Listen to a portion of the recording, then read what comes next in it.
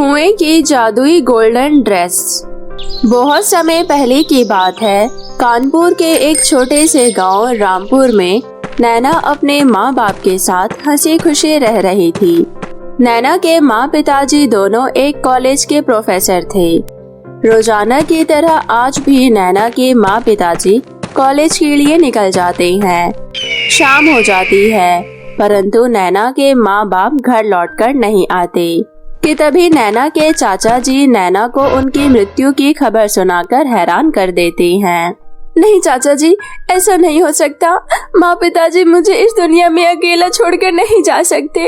वे दोनों मुझसे बहुत प्यार करते हैं। हम थोड़ा इंतजार करते हैं, वो अभी लौटकर घर आ जाएंगे। बिटिया, मेरी बात मानो, वह अब इस दुनिया में नहीं रहे। मैं स्वयं अपने आंखों से उनको अंतिम विदाई देकर आ रहा हूँ। माँ पिताजी, आप मेरे सामने आ जाइए ना। देखिए चाचा जी कैसे बहकी बहकी बातें कर रहे हैं। काफी रात हो गई है, जल्दी घर लौट आइए। मुझे आपकी बहुत याद आ रही है। तुम्हारे भाई बहन तो मर गए, अब इतनी महंगाई में इसका खर्चा कौन उठाएगा? और तू चुप कर, ज्यादा नखरे करने की जरूरत नहीं है। आज से तो हमारे घर रहेगी और बदले में घर के सारे काम करेगी, समझी? जी चाची, मैं सारे काम कर लूंगी। नैना की चाची निर्मला और उनकी बेटी पायल नैना पर बहुत अत्याचार करते हैं। नैना की चाची नैना से घर के सारे काम करवाने लगी। वो नैना से पूरे घर के कपड़े धुलवाती, झाड़ू पोछा लगाती और अंत में बचा कुचा खाना खाने को देती। घर के सभी काम करने के बाद नैना पड़ोस के बच्चों के साथ थोड़ी देर खेलने के लिए निकल जाती है। सभी बच्चे आपस में बातें कर रहे होते हैं। रानी तो इस बार दिवाली पर क्या पहन रही है? मेरे पिताजी शहर से मेरे लिए एक लहंगा लेकर आए हैं। मैं तो वही लहंगा पहनूंगी इस दिवाली पर। मेरी माँ कह रही थी कि वो मुझे एक गाउन दिलाने वाली है। अरे नैना, तूने नहीं बताया कि तू क्या पहन रही है इस दिवाली पर? नैना ये सब सुनकर उदास हो जाती है और चुपचाप वहाँ से घर की ओर चली जाती है। घर पर नैना की चाची निर्मला गुस्से से उसका इंतजार कर रही होती है। कहाँ खेल रही थी कल मोही? तुझे घर की जरा भी चिंता है या नहीं? और सुन, मैं और मेरी बेटी दिवाली की शॉपिंग करने पास के ही बाजार में जा रहे हैं। तू चुपचाप घर पर रहकर घर के सारे काम कर लियो। हम बाहर से कुछ खाकर आएंगे। फ्रिज में कल की 2 रोटी रखी होगी, वही खाकर सो जाइयो, समझ गई? नैना धीरे धीरे सारे काम कर देती है और थक हार कर सो जाती है। अगली सुबह नैना रोजाना की तरह कुएं से पानी भरने चली जाती है।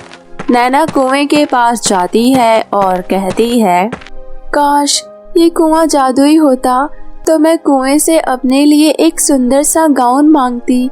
और मेरे पास दिवाली पर पहनने के लिए कुछ नहीं है।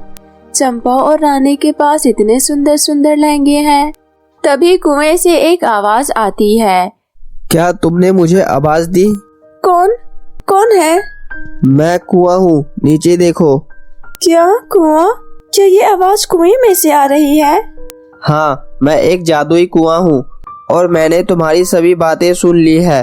तुम्हारी चाची तुम्हें एक भी नए कपड़े नहीं दिला रही है, इसलिए इस दिवाली में मैं तुम्हें जादुई सुनहरा गाउन देना चाहता हूँ। इस गाउन की मदद से तुम जो भी काम बोलोगी वह चुटकियों में हो जाएगा और यह गाउन तुम जिस कलर में मांगोगी उस कलर का बन जाएगा।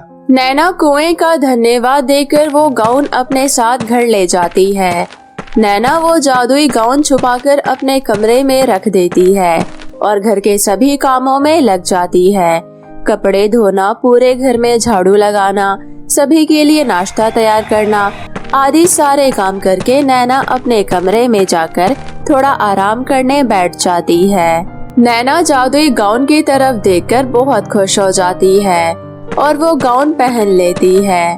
नैना गाउन पहनते ही बहुत ही खूबसूरत और मनमोहक लड़की में बदल जाती है। तभी नैना की नजर उसकी रजाई पर पड़ती है, जो कि काफी पुरानी और फट गई थी। नैना मन ही मन बोलती है, काश मुझे एक नई रजाई मिल जाती। इस रजाई की वजह से रात भर ठंड लगती रहती है। नैना के इतना बोलते ही पुरानी रजाई एक नई रजाई में बदल जाती है।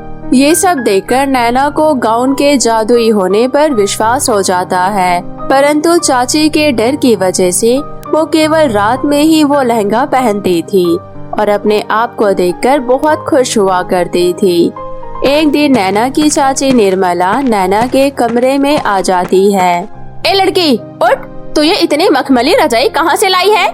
जरूर तूने ये रजाई चुराए हुए पैसों से ही ली होगी। नहीं चाची, ऐसा नहीं है। ऐसा नहीं है तो फिर कैसा है? क्या ये रजाई तेरे मरे हुए माँ बाप तुझे देकर गए हैं? चाची कृपया करके आप मेरे माँ बाप के बारे में कुछ ना बोले। चुप, बिल्कुल चुप, जुबान लड़ाती है। वो जो कपड़े धोने के लिए डाल रखे हैं वो क्या अपने आप धुल जाएंगे? नैना पूरा दिन घर का काम करती है और रात के समय नैना की चाची नैना को बहुत सारे गेहूं पीसने के लिए दे देती है। ये ले, घर में आटा खत्म हो गया है, इसलिए सुबह तक ये सारे गेहूं पिस जाने चाहिए, समझ गई? अब जल्दी जल्दी हाथ चला। इतना कहकर चाची वहाँ से चली जाती है। नैना बैठकर गेहूं पीसने लगती है कि तभी उसे याद आता है कि उसके पास कुएं का जादुई सुनहरा गाउन है। वो जल्दी से जाकर गाउन पहन लेती है और अब गाउन की मदद से चुटकियों में उसके गेहूं पिस जाते हैं। अब नैना कपड़े बदलकर आराम से सो जाती है। अगली सुबह निर्मला जब उसके कमरे में आती है तो वो ये देखकर हैरान हो जाती है कि सारे गेहूं पिस चुके थे। निर्मला नैना को उठाती है। चल उठ नैना की बच्ची, अब सोती ही रहेगी या कुछ काम भी करेगी? निर्मला नैना से पूरे घर का काम करवाती है और आज फिर से रात होते ही उसे एक और काम पकड़ा देती है। ये ले, और इस कपड़े से मेरी प्यारी बेटी पायल के लिए एक सुंदर सा ड्रेस बना दे। इतना कहकर निर्मला नैना के लिए पूरी रात भर का काम दे देती है। आज फिर से नैना उस जादुई सुनहरे गाउन की मदद से चुटकियों में वो ड्रेस तैयार कर देती है और अगली सुबह नैना वो ड्रेस अपनी चाची के हाथ में दे देती है। चाची और उसकी बेटी इतना सुंदर ड्रेस देखकर हैरान रह जाते हैं। तूने इतना सुंदर ड्रेस एक रात में ही बनाकर तैयार कर दिया? मुझे विश्वास नहीं होता। जल्दी बता, ये ड्रेस तू खरीद कर लाई है ना, जो तूने अभी तक हमसे छुपा कर रखा था? नहीं चाची, ये मेरी पूरी रात की मेहनत का नतीजा है। अच्छा चल जा, अब ज्यादा एहसान मत दिखा। नैना वहाँ से चली जाती है। नैना के जाने के बाद निर्मला और उसके बेटी को ये बात हजम नहीं होती कि नैना एक रात में इतना सुंदर ड्रेस बना सकती है। तभी वे दोनों मिलकर एक प्लान बनाते हैं और अपने प्लान के मुताबिक आज फिर से नैना को एक काम पकड़ा देते हैं। ये ले, ये मेरी ब्रांडेड साड़ी के ब्लाउज का कपड़ा है। मुझे कल सुबह तक ये साड़ी बिल्कुल तैयार चाहिए। मुझे कल एक VIP पार्टी में शामिल होना है। ध्यान रखियो, अगर इस ब्लाउज में जरा भी गड़बड़ हुई तो तेरी खैर नहीं। जी चाची जी, आपका काम हो जाएगा। नैना जल्दी से जाकर जादुई सुनहरा गाउन पहन लेती है और गाउन की मदद से चाची का एक बहुत ही डिजाइनर ब्लाउज सिल देती है। ये सब चाची और उसकी बेटी छिपकर देख रहे होते हैं और तुरंत नैना के पास आकर कहते हैं, चोर कहेंगी, तूने इतना सुंदर गाउन कहाँ से लाई? 3 सालों से मेरे घर का राशन खा रही है और मुझसे ही चुराकर अच्छे अच्छे कपड़े पहन रही है। जल्दी बता, ये इतना सुंदर गाउन तो कहाँ से लाई? चाची जी, ये गाउन मुझे जादुई कुएं ने दिया है। मैं निर्दोष हूँ, मैंने कोई चोरी नहीं की है। माँ, ये इतना सुंदर गाउन नैना के ऊपर सूट नहीं कर रहा। ये गाउन मुझे चाहिए। क्यों नहीं मेरी प्यारी बेटी, अभी ले। और निर्मला नैना के शरीर से वो गाउन उतारने लगती है कि तभी जादुई गाउन छूते ही निर्मला के हाथों में आग लग जाती है। ये क्या कर दिया तूने मेरी माँ के साथ? अभी ठीक कर इन्हें, नहीं तो मैं तुझे बहुत मारूंगी। पायल के इतना कहते ही एक डंडा वहाँ प्रकट होता है और पायल की पिटाई करनी शुरू कर देता है। बचाओ बचाओ मुझे, ये मेरे साथ क्या हो रहा है? और इस तरह निर्मला और पायल को उनके किए की सजा मिल जाती है। अंत में नैना जादुई गाउन से कहकर सब कुछ पहले की तरह करवा लेती है। तो मेरे प्यारे दोस्तों, इस कहानी से आपको क्या सीख मिली हमें कमेंट करके जरूर बताएं और इसे अपने दोस्तों के साथ भी शेयर करें। और हाँ दोस्तों, अगर आपने अब तक मेरे चैनल मोमो टीवी को सब्सक्राइब नहीं किया है तो जल्दी से नीचे लाल बटन दबाकर अभी सब्सक्राइब कर ले। तो मिलती हूँ मैं आप सभी से फिर किसी नई कहानी के साथ। तब तक आप अपना ध्यान रखें। धन्यवाद।